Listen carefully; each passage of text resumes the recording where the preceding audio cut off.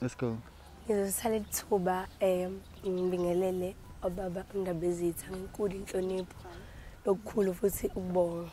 Ngiyabingelela baba undabezitha nomama bethu abasiphethe nezethameli zethu ezisibukelayo emakhaya. Baba undabezitha asazi singaqala ngaphi sibonge indlela osenzele yona. Abesiphatheke kabi banomhlanga ukuthi asiyange emhlangeni. Kodwa ubaba undabezitha ngoba ubaba uMageba uZulu ukwazile ukusiphatha wathi asihlanganelane igodi negodi.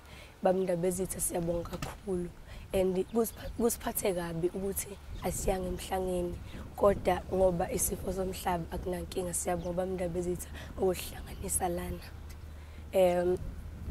Nakho ngikhohlwa lo mphambi kwenu ulihla kwamdlalose osesigodini sasemlalazi. Xolisa futhi ngonga introduce ngisaqala.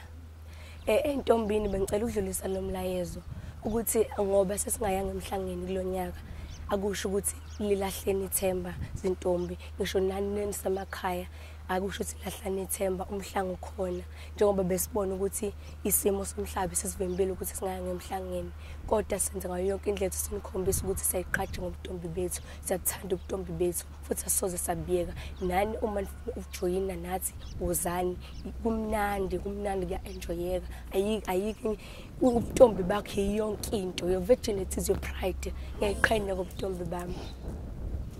Yes girl.